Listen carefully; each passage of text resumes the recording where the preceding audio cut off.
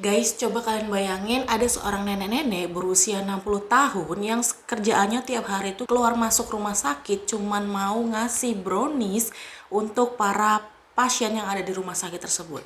Tapi browniesnya ini bukan brownies biasa guys, jadi browniesnya ini adalah brownies ganja. Jadi gimana kisahnya? Mari kita dengar.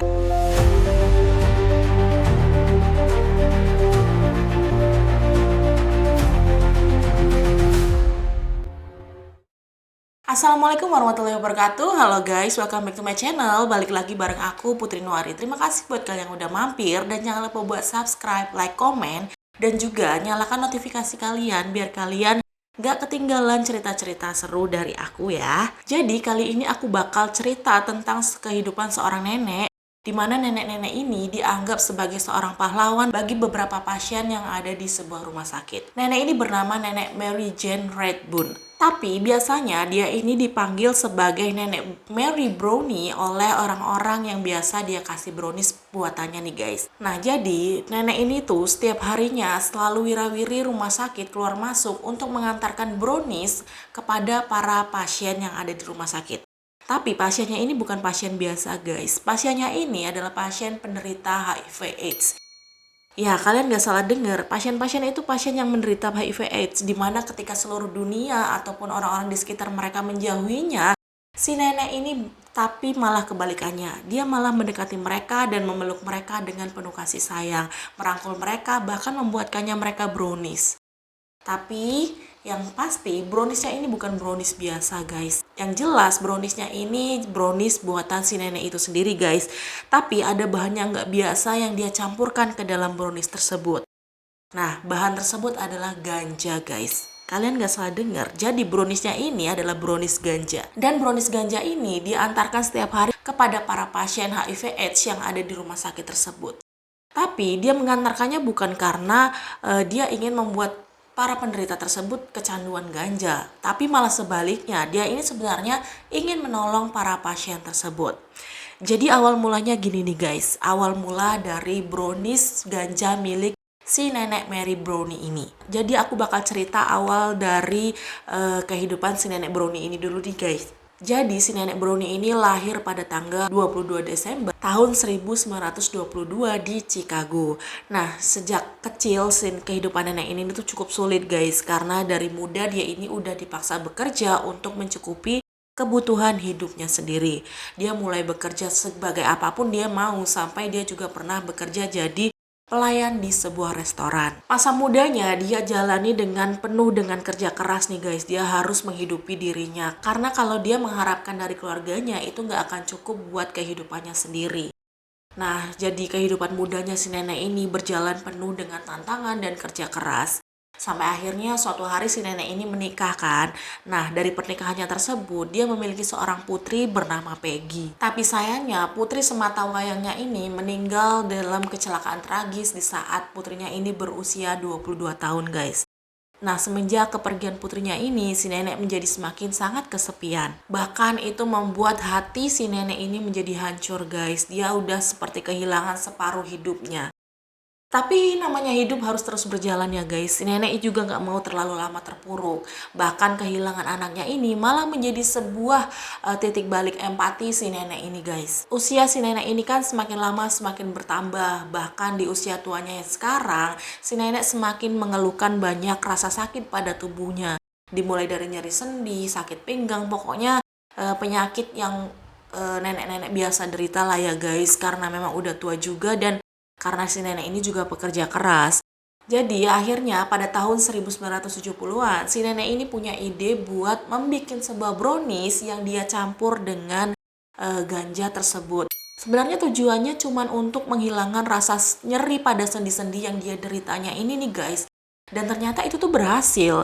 Setelah dia memakan brownies buatannya dia yang dicampur dengan ganja tersebut, rasa sakit yang dia derita itu tuh menghilang guys. Jadi dia semenjak makan brownies itu dia udah nggak ngerasain nyeri-nyeri sendi di badannya lagi. Nah akhirnya karena merasa di dirinya itu brownies tersebut berhasil menyembuhkan dirinya, dia mulai ngide nih buat ngebagiin brownies-brownies itu ke teman-temannya yang juga menderita penyakit yang sama dengan dirinya.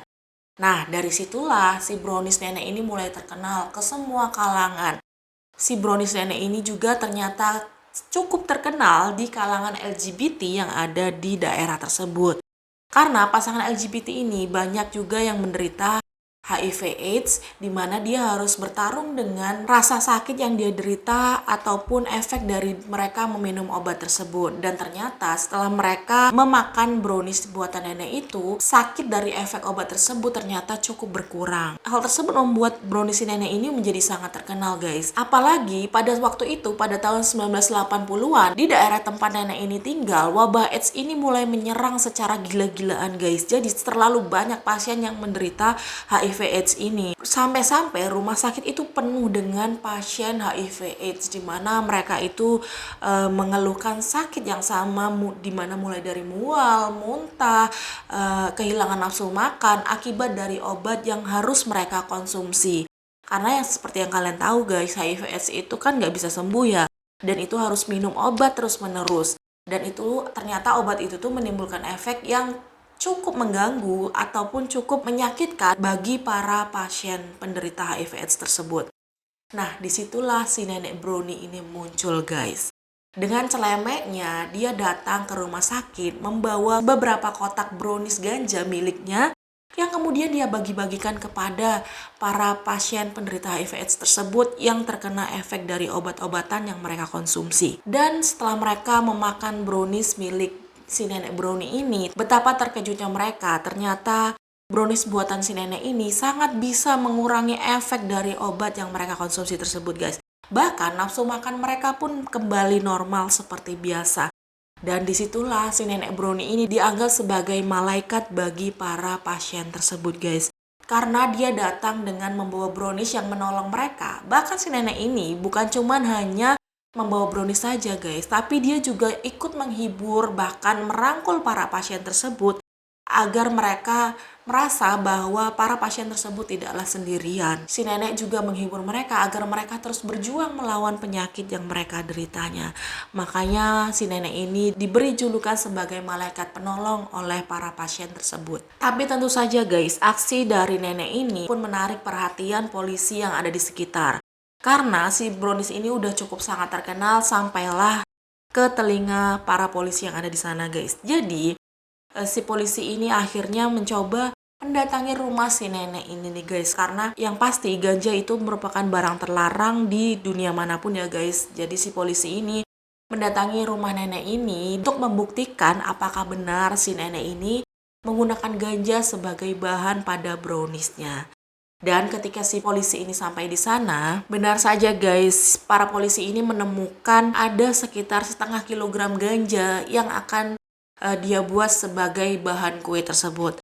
Karena penemuan barang bukti tersebutlah si nenek brownie ini akhirnya ditangkap dan akan menjalani sidang di pengadilan. Tapi hal tersebut itu nggak ngebuat si nenek brownie ini langsung jatuh ataupun patah semangat nih, guys. Ini malah ngebuat dia jadi semakin semangat untuk menyuarakan bahwa ganja itu tuh diperlukan untuk beberapa pasien tertentu gitu loh. Bukan hanya untuk disalahgunakan saja. Nah, ketika di pengadilan, si nenek brownie ini muncul dengan celemeknya nih, guys. Hal tersebut malah menarik perhatian publik. Karena publik juga sudah sedikit banyak sudah mengetahui cerita tentang brownie si nenek ini yang digunakan untuk menolong orang lain. Bahkan media ini sampai mempertanyakan mengapa orang yang menolong orang lain ini ditangkap. Akhirnya dari kasus penangkapan nenek ini, para media mulai mempertanyakan adanya larangan pemakaian ganja medis. Karena media juga mulai membantu nenek brownie ini untuk menyuarakan tentang larangan ganja medis tersebut. Akhirnya si nenek brownie ini menggunakan kesempatan tersebut untuk juga menyuarakan tentang seberapa pentingnya ganja medis tersebut bagi para beberapa pasien nih, guys. Dan ternyata ada seorang dokter psikiater yang tertarik dengan kisah si nenek brownie ini. Dokter tersebut bernama Dr. Todd Murikia, di mana akhirnya nenek brownie dan juga Dr. Todd ini mulai melakukan studi dan penelitian untuk memperjuangkan tentang adanya pemakaian ganja khusus untuk bagian medis. Akhirnya mereka berdua bekerja sama nih, guys, di mana si nenek ini meskipun usianya udah tua, dia tetap melakukan kampanye di berbagai daerah untuk mendapatkan dukungan agar adanya izin pemakaian ganja medis tersebut nih guys. Bahkan si nenek ini juga berbicara di depan Dewan Kota dan juga parlemen untuk meminta agar kebijakan tentang larangan pemakaian ganja medis ini dirubah guys. Pokoknya si nenek Mary ini berjuang mengelilingi kota untuk kampanye dan agar ganja medis tersebut mendapatkan izin dari negaranya nih guys. Sampai akhirnya pada tahun 1996 perjuangan nenek Mary akhirnya membuahkan hasil nih guys. Ia berhasil mengubah sebuah kebijakan di mana di California merupakan satu-satunya negara yang membuat peraturan legalisasi tentang ganja medis. Jadi akhirnya di California tersebut diizinkan penggunaan ganja tapi hanya sebagai untuk keperluan medis saja nih guys. Dan hal tersebut menjadikan California negara pertama yang melakukan legalisasi tentang ganja. Dan kalian tahu siapa yang berjasa? Tentu si nenek Brownie, karena dia tidak pernah berhenti untuk melakukan kampanye keliling kota untuk demi mendapatkan legalisasi tentang ganja medis tersebut. Sampai akhirnya si nenek Mary ini disebut-sebut sebagai ibu baptis legalitas ganja medis di Amerika Serikat. Tapi sayangnya di tahun 1999 si nenek Brownie ini tutup usia pada usianya 76 tahun guys. Ribuan orang menghadiri pemakamannya karena dia juga cukup terkenal akibat kampanye yang dia lakukan. Bahkan para aktivis, pasien AIDS, para politisi ikut hadir dalam pemakaman si nenek Mary Brownie ini.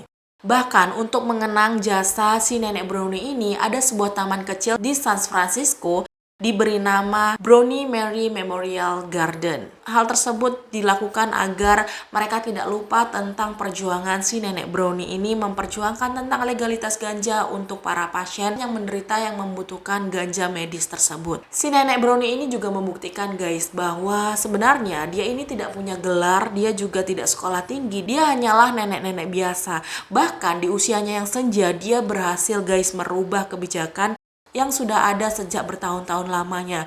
Dan tidak sampai di situ, dia juga telah menolong orang yang menderita akibat sakit yang mereka deritanya. Dan itu dia lakukan hanya dengan cinta dan ketulusan. Oke guys, jadi sampai di sini dulu cerita kali ini. Semoga kalian semakin terinspirasi dengan adanya kisah nenek Brownie ini. Dan semoga juga kita bisa lebih bermanfaat untuk orang lain. Bahkan dari hal sekecil apapun, semoga bisa bermanfaat bagi orang lain.